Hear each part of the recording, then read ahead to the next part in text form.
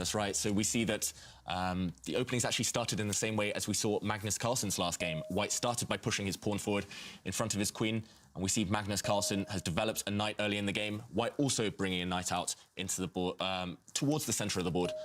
The opening is all about that centre. And actually, we've seen Magnus Carlsen do something that I've nearly never seen him play before. A very rare opening. We call this the King's Indian defence. And this one, we call it a defence, but actually it's played when black wants to win, when you want a really tense game. Not many trades will happen. White, we see that, is occupying the centre with all of his pawns. White's 3 pawns there in the centre of the board. That means that White normally has control. White will have more space a bit later on. Black is just aiming to keep the tension, make the opponent nervous a bit later on. Very, very interesting stuff. We also see that black has castled his king. Black's brought his king to safety and now finally counters in the centre of the board. And we talked about that a lot in the last game. Pawns supporting pawns. You wanted the pawns to come on and support the pawns. Magnus just, okay, well, now he's traded one off. Wow. Yeah, he has chosen a line that perhaps he is not so used to playing, because I've actually seen Wesley be very cutthroat in this opening and go for the kill. But here he has, like you said, traded pawns, and now we see a trade of queens. And now this bishop has been developed to pin that knight to the rook. That's white. That's right. That's also white. If we bring up, I can't talk today. There's something wrong with me. If we bring up the board, we can see the last few moves. There have been a few trades, and we will likely see more trades. So in this position, a very tense position, there's plenty of moves. White has many, many options. White could castle the king, develop his bishop. Instead, he decided to go for a safe option. This shows to me that Wesley So is in the mood for a draw. He tries to trade the queens. Those queens leave the board, and now he jumps his bishop out. As Jovanka mentioned, this bishop does a great job. Kind of X-ray vision again. White, the black knight cannot move because this rook behind it would be attacked. Therefore, black decided, okay, it's time to shuffle this rook across, get out of that line of vision. And now a set of knights have been traded. White's central pawn here is very, very strong. Therefore, Magnus Carlsen trying to get rid of that pawn, and Wesley So jumping with his bishop forward. White's bishops look fantastic right now. Bit of, well, supreme control, really, by those bishops over some key squares. And Magnus Carlsen, it will depend on whether he's familiar with this position. This position has a reputation of being quite solid for black, being quite decent for black, but with best play, it should be a draw. So I think Wesley, he's just testing Magnus. He's keeping that draw in hand. He's keeping that safety latch on. He's just saying to Magnus, if you don't know your stuff, I'll punish you. If you do know your stuff, we'll just make a draw. Exactly. No, I like this philosophy, actually, because like you said, Magnus rarely plays this opening. I don't think I've seen him it must be a handful of times that he's played something like this. And this isn't the most popular. We saw a yawn on Wesley So's face there. We have to remember it's only 8 or 9 o'clock where he is sitting, a.m. Yes, it is early in the morning. And yeah, but, I think we saw that Wesley actually did very well playing in the morning. So perhaps he's a morning person. And Magnus, of course, not playing in an unknown location. So yeah, I actually talked to Wesley about coffee, because he told me he loves coffee, but he never drinks coffee when he's playing a chess tournament, because he feels he gets too much energy from it. He gets anxious. So we know for sure that Wesley hasn't drinking coffee today, even if it's early in the morning for him. Maybe that explains his kind of calm, very calm demeanour, calm style on the board as well. And yeah, we do see a very calm position right now. Queens have left, White's pieces nicely centralised. White did retreat his knight there. He's aiming for a slightly more active square a bit later on. Normally, the only reason these top guys, these top players, they ever retreat is if the piece is on the way to a better square. So, yeah, I kind of like what Wesley's doing, but I think Magnus, he will be frustrated. He'll be so disappointed that he hasn't got a really kind of dynamic, kind of double-edged fight that he was aiming for when he played this opening that isn't normally part of his repertoire. Yeah, I mean, you can actually just look at his expression. he's so expressive, isn't he? Just, he's not happy. This wasn't really part of the deal that he wanted. He wanted a kind of cutthroat game. He's not getting that. So, yes, now he just has to first of all, equalise and then play for what happens. That's right, and with his last move, we see on the board there, Magnus Carlsen, he's just brought his bishop forward, challenging White's light-squared bishop. Those bishops are likely to leave the board over the next 2 or 3 moves. The pieces are slowly starting to disappear. I slightly prefer White's position just because the black bishop the black dark squared bishop next to the black king, that bishop's actually blocked by its own pawn at the moment. So that piece is not going to be very active, at least for the foreseeable future. But if the rooks leave the board, if everything else gets traded off, just the fact that the pawn structure is almost symmetrical, it's going to be very hard for either side to win. Neither side will be able to create a passed pawn and get pawn to the end of the board. That's one of the only ways to win, actually, once the queens leave, once checkmate is unlikely. And there we see, the bishops are traded off. I think this one is edging slightly closer to the draw. Already. Yeah, there's still a lot of life. There's definitely still a lot of life, but definitely there's a kind of, if you can see, there's no kind of pawn majorities on either side of the board, so it's going to be tricky to kind of create a pass pawn. It all depends now on who can mobilize their pieces in the best way.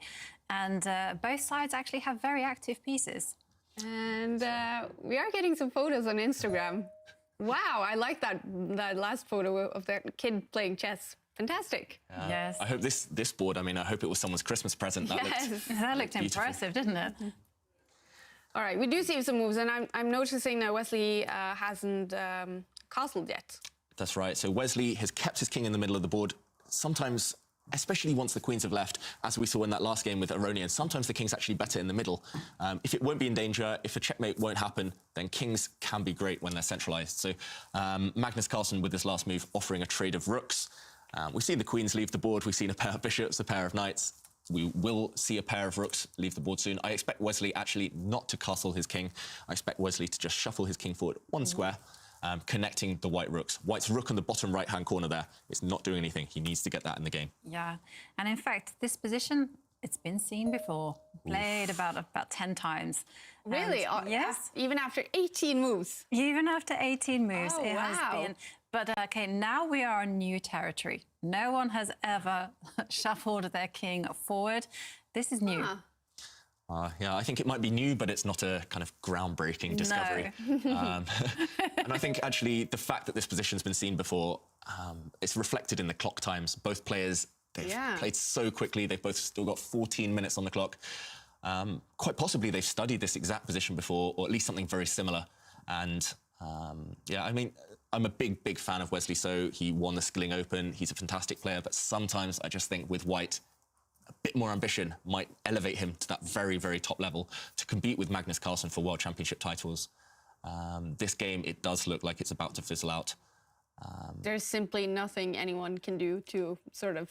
It's just very balanced. Both players have the same kind of formation of pieces. The pawn structure is symmetrical. Yeah, and we're going to see a trade of rooks, and now Wesley has advanced one of his queenside, his left pawns on the left side of the board forward, and yeah, now that black bishop, I mentioned that bishop was blocked in. That was the only bad thing about black's position, and now Magnus Carlsen, he's sorted out that problem. Black's piece, the bishop retreats, but that bishop has a very nice long diagonal to just to have some fun on. I think that black bishop will try and jump forward at some point.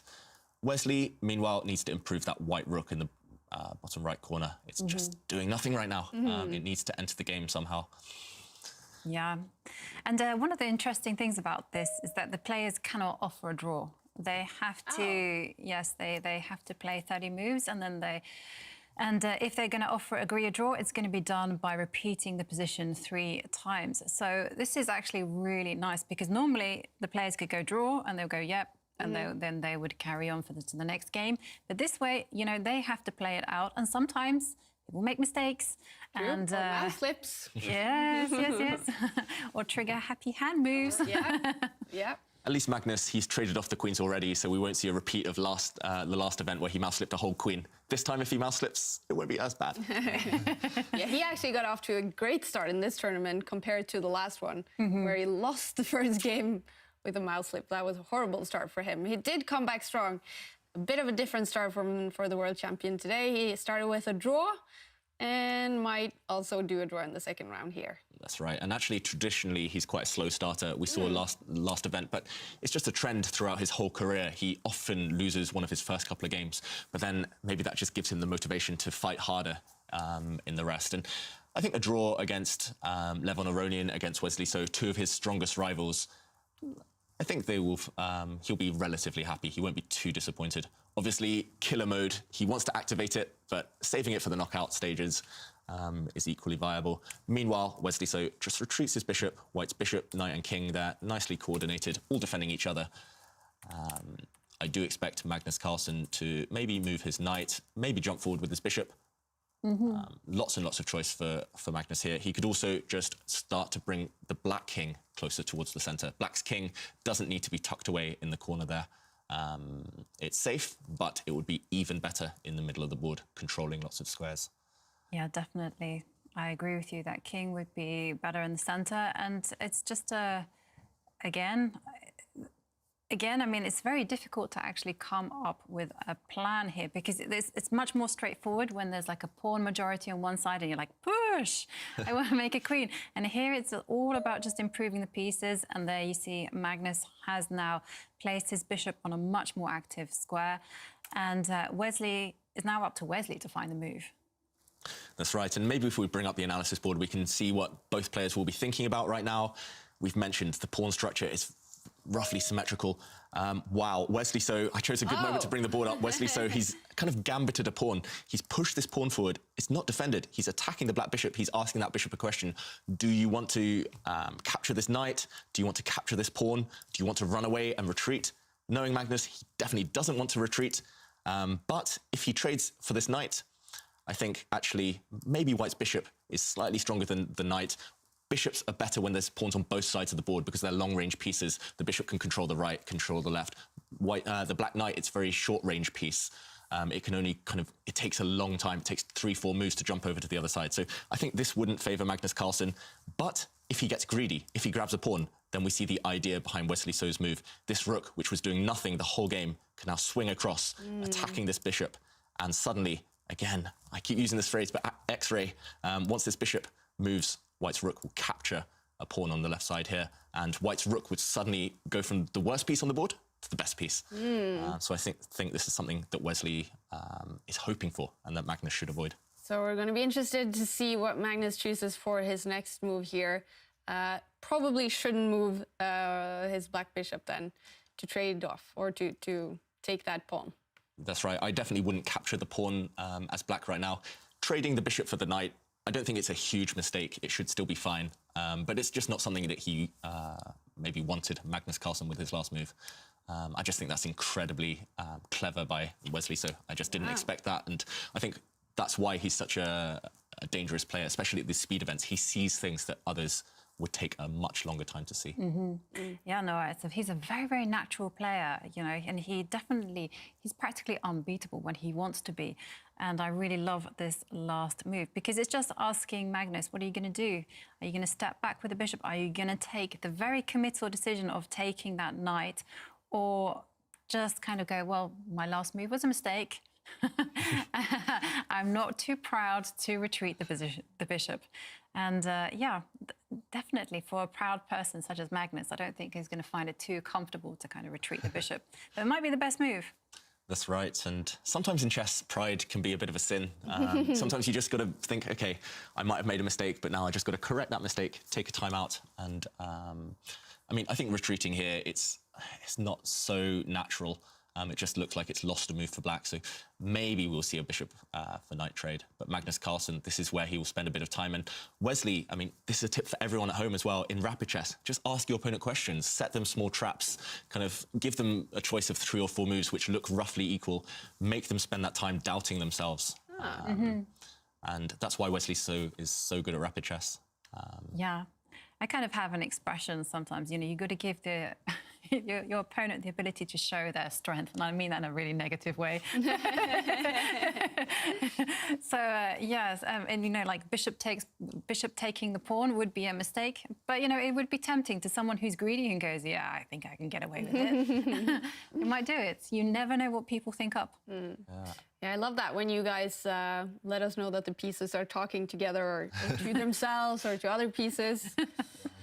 I think Wesley, he was definitely talking to that rook in that white rook in the bottom corner there. Yeah. He was saying, how can I improve you? And that's why he saw this idea. Otherwise, I mean, it's just so hard to give up a pawn in a roughly kind of balanced position with queens off the board. It's so rare to kind of even see that idea. And he definitely put Magnus in a long thinking break there with that move.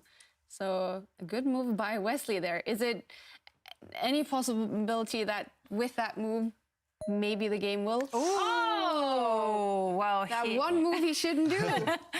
That's right. That was something we were not a big fan of, because suddenly, and you can see Wesley's rook has activated itself, and you can see the bar was slightly shot up, but let's not get too dramatic. Yeah, I mean, it's not kind of a game-losing blunder. It's not going to end the game immediately, but suddenly we see also the bar agrees. White is the one with the advantage now. It went from a completely level position to suddenly White having this beautiful rook in the black camp. That white rook now attacking a pawn as well. If you just compare that rook to how it looked 3 moves ago, so sad and lonely in that corner. Magnus spent so much time thinking about that move, and he made that one move that you said instantly. So Magnus shouldn't now take this pawn, and he did. Is he a little bit rusty in the start here, Magnus Carlsen? I was about to say he is rusty, but Wesley So's last move was not a good one. OK, it's fine, but it just means he's going for the draw. He's just eliminated the knights. Yeah, OK, and I think we're probably going to see a repetition of moves. The rook is going to carry on checking the king, and yep, that's it. So he had a chance just to put the pressure on Magnus, and he decided not to go for it. That's right. I think a huge missed opportunity to just show Magnus who's boss. I mean, Wesley So, he could have just used that very active rook he had to slowly massage him, apply the pressure. Done.